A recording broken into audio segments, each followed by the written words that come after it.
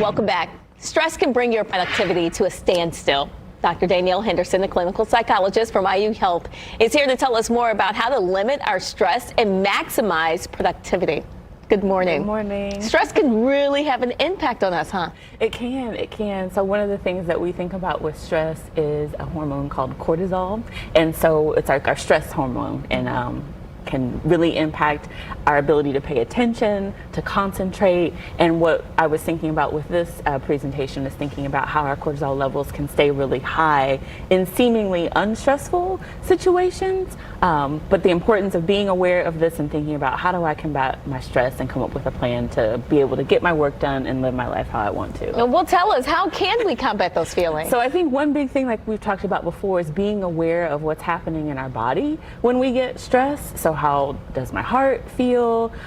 Do I get sweaty palms? Do I notice I'm getting tension in my body? And so trying to find that balance, one, of thinking about what are some of the situations in which I experience stress, what do I experience in my body, and then how do I learn some strategies or apply some strategies to help kind of calm things down and relax. So workplace stress really does have an impact on our body. It can.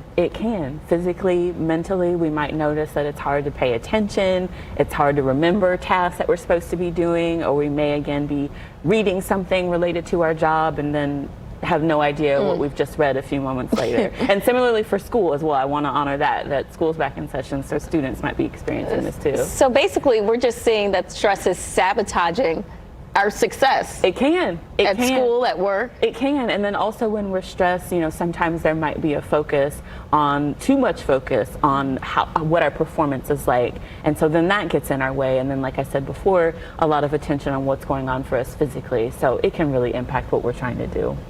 So what can we do to regain our well-being? Yes, one nice thing is, as best as you can, trying to take breaks or scheduling breaks. I know, again, sometimes with work we do, or school schedules, it might be hard, but how do I maybe allot 15, 20 minutes to maybe go outside, walk around if you can. If you're not able, sit outside, just enjoy nature. Can you maybe bring in nature sounds to where you're working and not doing work while listening to the nature sounds, but sitting quietly, again, maybe doing some deep breathing, music that you enjoy, finding ways again to try to relax.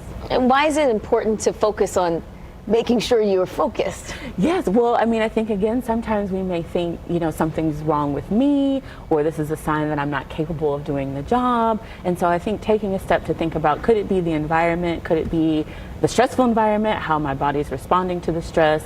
And then what are some strategies, again, that I can try to do to help relax and calm and slow things down a bit? Any last words for viewers at home that are watching and saying, okay, maybe I do need to think about how this is stressing me out? I think, biggest thing is that if this is a common experience, or can be a common experience, I know sometimes we tend to take some of these things personally, or tend to think, again, there's a major flaw with us. But maybe it's stress, trying these strategies, and then, as I always say, if you feel like you need a little bit more, reaching out to a mental health provider in your area. Oh, great information. Dr. Danielle Henderson, thanks for stopping by Daybreak. Thank you.